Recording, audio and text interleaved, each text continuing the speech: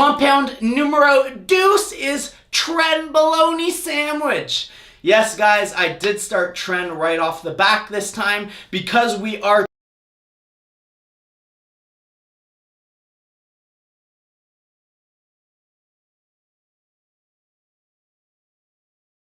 What's up, guys? Derek, moreplates.com. Today we're going to be reacting to Mark Plummer, or Plummer, I'm not really sure. My steroid cycle, 10 weeks out, full breakdown. So this guy is preparing for a competition, I'm assuming. We are back with my steroid cycle. In this video, I break down my exact steroid and SARM cycle for this year's powerlifting prep and what steroids I'm taking.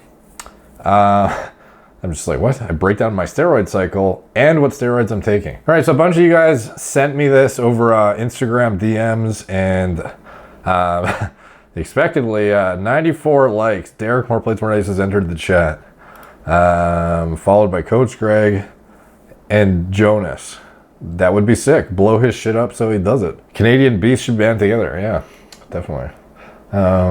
There's more and more Canadians, I think, like getting into the YouTube fitness space, it seems. So this steroid cycle was laced with meth this time around. What the fuck? Okay, I'm gonna watch the video and let's see what it is.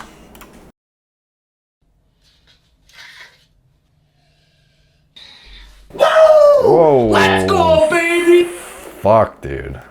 Guessed it. My personality is back to unstable. My dick getting hard randomly for no reason, and my energy is back. What must that mean? You guessed it, YouTube. Your boy is back on his steroid cycle for 2021 prep, and I'm gonna break down exactly what I'm taking and why for you beautiful faces of YouTube. But now remember this. Man, this guy's like an actual like YouTuber. He's fucking ready to go here. This is for educational purposes only. I am not recommending that you take what I take. I'm simply telling you for entertainment purposes. And if you would like to do your own research, that is your God-given right. He reminds me of like 19-year-old Jay Cutler mixed with like 2017 Logan Paul. He just popped the pre-worky because the pre-worky make the pain go away.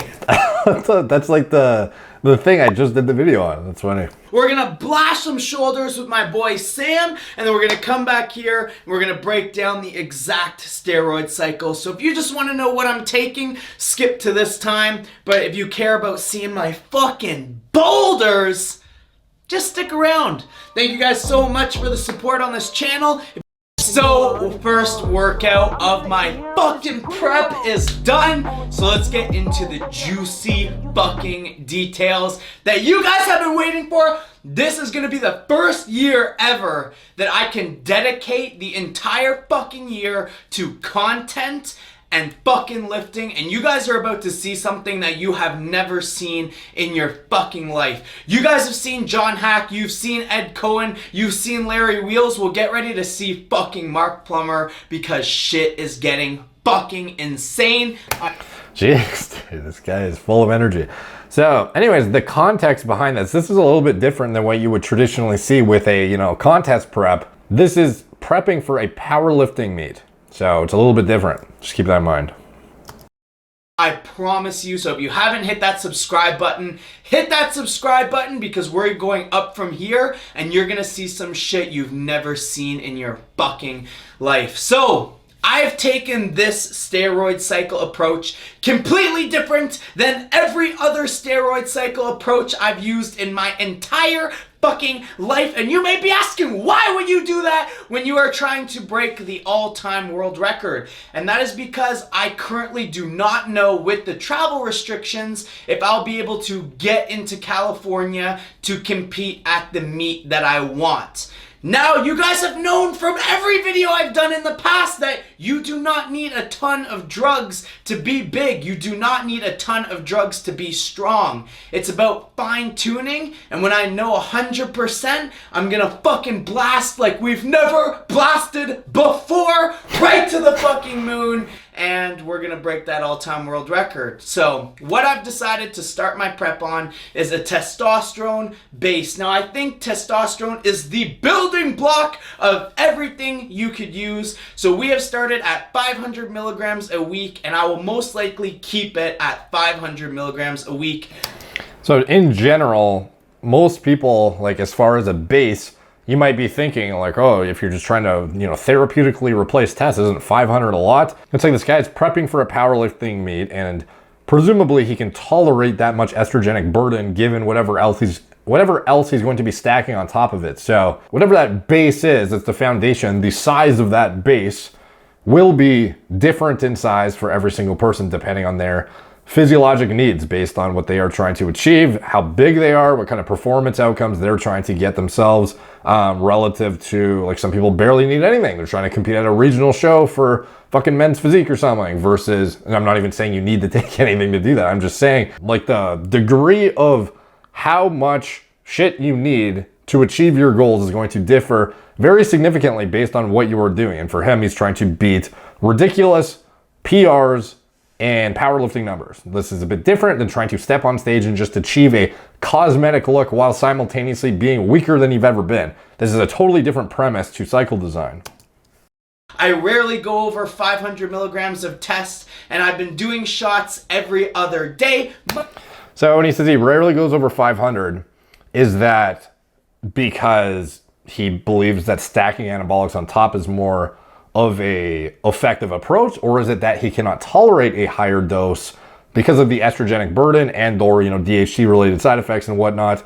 I don't really know. There's not a whole lot of context here, but in general, the approach to having a foundation of the most like hybrid broad spectrum drug that you can be using to fulfill all physiologic functions and downstream cascades makes a lot of sense. And then whatever amount you can get up to without having to introduce adjunct aromatase inhibitors and fucking shit to protect you from getting gyno and stuff like that. Obviously at that point, whatever dose that is, it kind of makes sense to, okay, now maybe stack things on top of it. And if you're going for acute performance outcomes like in a powerlifting meet, obviously testosterone on its own is not really an ideal approach when you're not going to get the super intense adrenergic signaling that you may get from other compounds. Monday, Wednesday, Friday, Sunday, Tuesday, Thursday, Saturday, to keep my fucking skin looking good, as well as my skincare line that is coming out in... So when he says keep his skin looking good, he's referring to the fact that if you have more stable blood serum concentrations, you can have less breakout. So typically, what a lot of people don't realize is it's actually hormonal fluctuations that are going to be more problematic for acne breakouts than anything. So it's not a coincidence that when you get off of a cycle and you're in the middle of PCT, most guys have their worst breakout during or like shortly around, their PCT window, rather than on cycle. It's like, yeah, on cycle guys are going to get, acne too if they're prone, but typically the worst breakouts occur when you're actually like off the shit and your body's crashing down back to natural territory. Any massive hormonal fluctuation will be terrible for acne breakouts. It's like the worst state you can be in. The worst acne I ever got was when I was cycling off every single time. In April, so I haven't really been dealing with that many breakouts, and my acne scars have been getting better. So testosterone, the base, easy, point blank, simple. Compound numero dos is Trenbolone sandwich. Yes, guys, I did start Tren right off the back this time because we are 10 weeks out of the Kern US Open. I can't take any chances that the Kerns will not happen, so we are going for it like it is happening.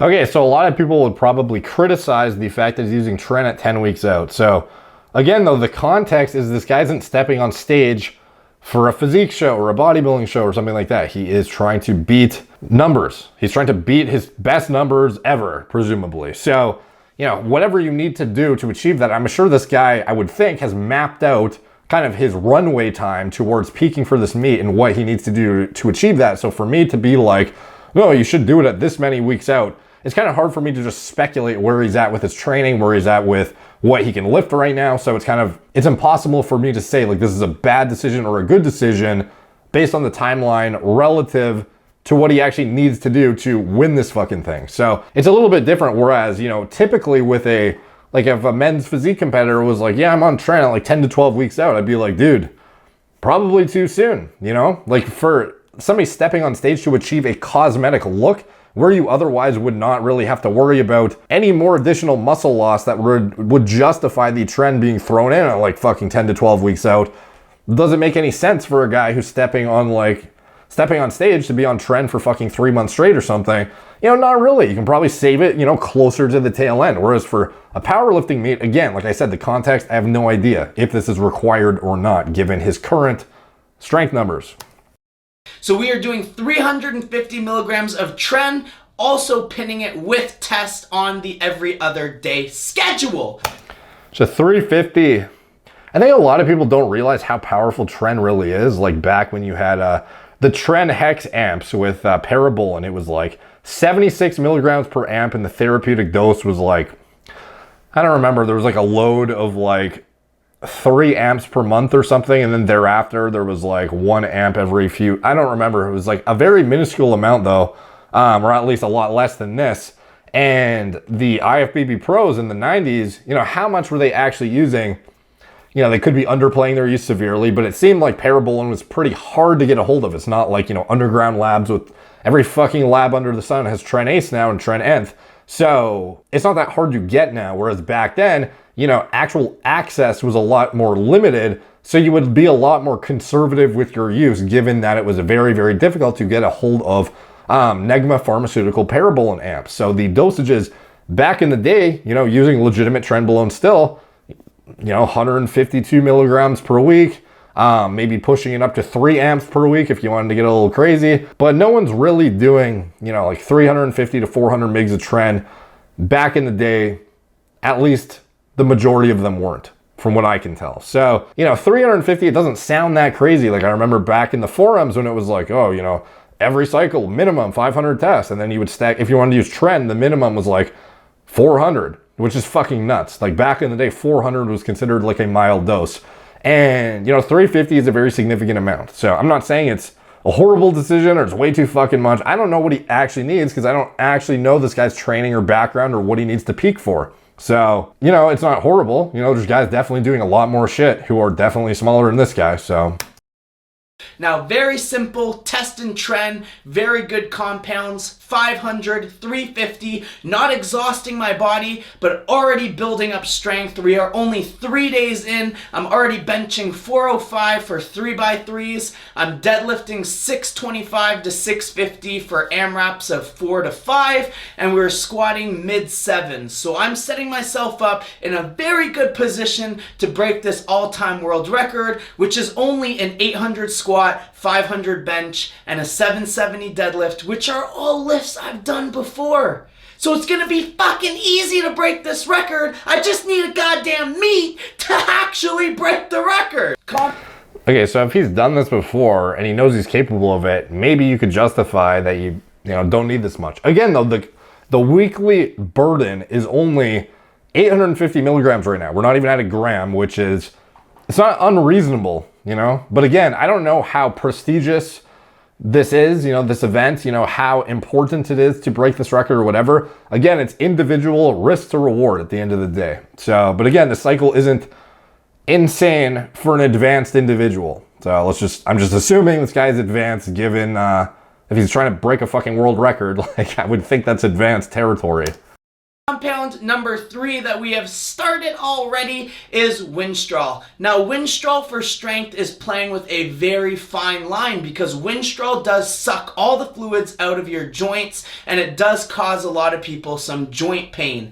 But why am I taking it? Currently, my weight is sitting at 220. I compete at 198. I've done the cut before and I don't like it. So I've decided to add 25 milligrams of Winstrol into the mix right now to aid myself in getting my weight closer to 210, so I only have about a 12-pound drop.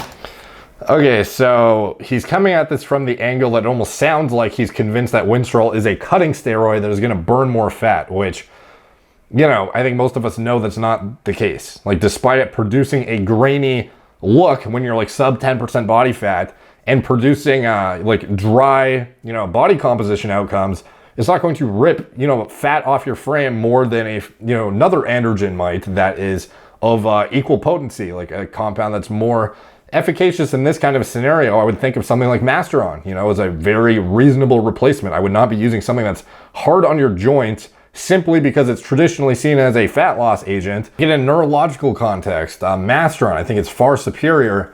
I don't know about far superior, but definitely superior in my opinion to Winstrol in terms of motor unit recruitment, the psychoactive effects it has in the brain that can be translated into improved force production in the gym. And it's going to be just as dry and just as skewed towards pure protein expression. It's not a water retentive agent. In fact, it is very potent at estrogen antagonism at the receptor site. So you could actually, in theory, be able to get away with even more test than you would otherwise be able to with the equivalent dose of Winstrol instead of that Masteron. So I think Masteron makes a lot more sense in this context, not only for performance outcomes, but in terms of balancing out the overall cycle as well. And I would not be wanting something that is rough on the joints at all. This is like the total opposite of what I would be using in this scenario. So as far as that choice, that to me, I feel like that is a no-brainer replacement for the goals in question specifically.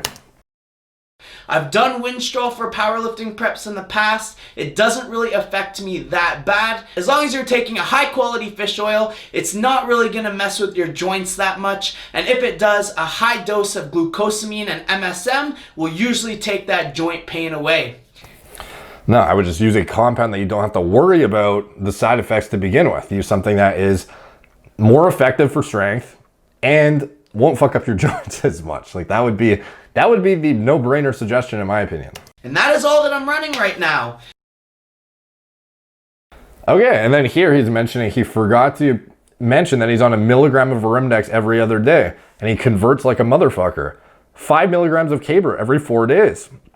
Okay, so this is exactly where Masteron makes even more sense. So this is literally designed for breast cancer patients. This is something that very significantly antagonizes estrogen receptor activation via, well, actually the mechanism is kind of not well understood, but we know that it significantly lowers estrogen burden in the body.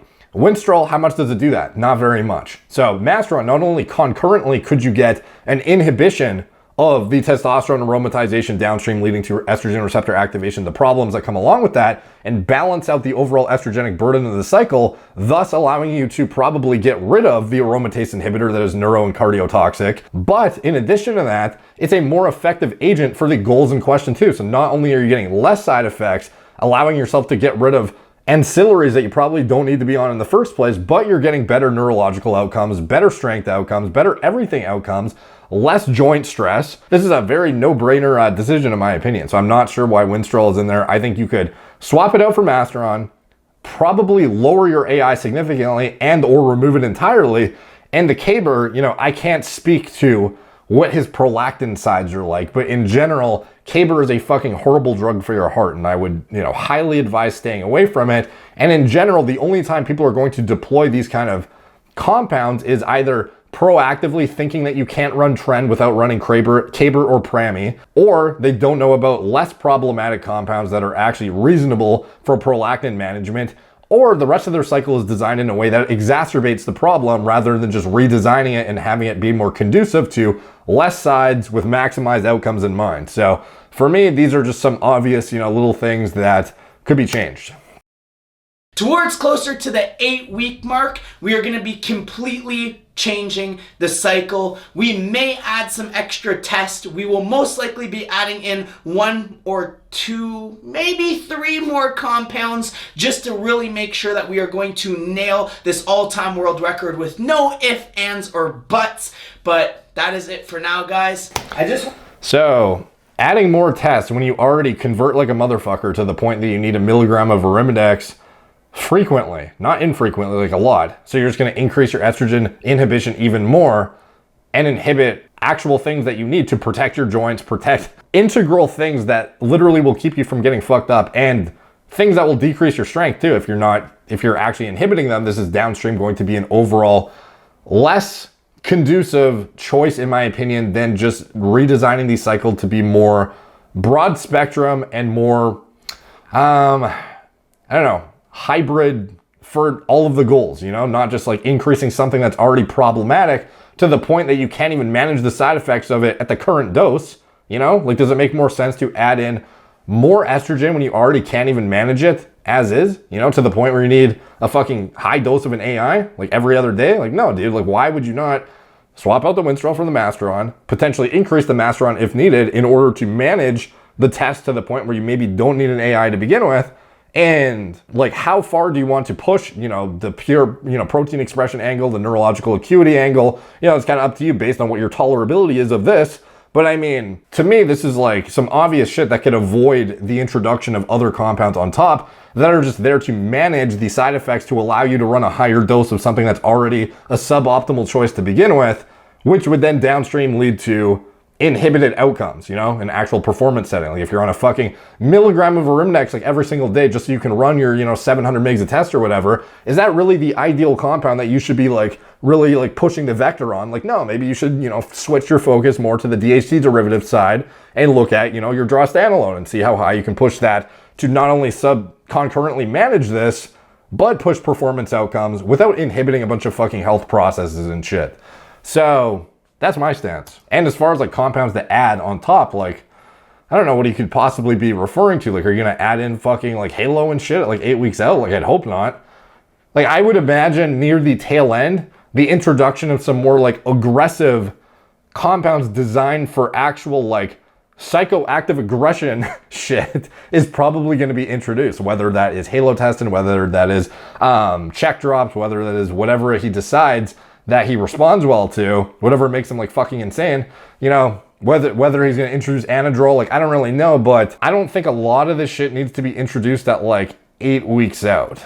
If this is a lift he's already hit before, you know what I mean? So I don't know, but like the overall cycle approach isn't like that's my stance. Let's see what else he says. Want to be open and transparent as possible, so you guys are gonna see the lifts over the next 2 to 3 weeks and you're gonna be like, man, this guy's probably blasting to the nines, but I'm not. I get strong very quickly with very little amount of drugs, and the only reason I add more drugs towards the end is because we're going for an all-time world record. So again, there's more than one way to skin a cat. Is what he's doing gonna work? Probably. If he's done this shit before, I'm sure it'll work just fine. I'm just trying to outline a more, what I would see to be as a less side effect ridden and potentially more effective simultaneously route to the end goal. So thank you guys so much for watching. We are going to be starting the steroid series back up, where I'm going to break down testosterone as a whole, Deca as a whole, Tren as a whole, and we're going to do individual. So whatever drug that you guys want to learn more about, make sure to drop it in the comments, because I'm like a walking pharmacy. I've really tried almost everything, and I've really fine-tuned what worked best for me. So thank you guys so much for watching, and let the gains begin. Okay, I'm pausing it right before he breaks your headphones. So anyways, that's it. You know, let me know what you guys think in the comments down below. Like, subscribe, check out my blog, moreplates.com. Follow me on Instagram at moreplates_moredates, Facebook, Snapchat, BitChute, Twitter, TikTok, Apple Podcasts. If you want to support the channel, you can check out anything I'm associated with in the video description below. My TRT clinic, it's all telemedicine from the comfort of your own home. Gorilla Mind, nootropic formulas, Gorilla Mode, pre-workout formulas. I design myself from scratch, and anything else I'm associated with, including my recommended lab work and diagnostics and anything else I'm associated with, it's all in the video description below. Thank you guys for watching. Talk to you soon.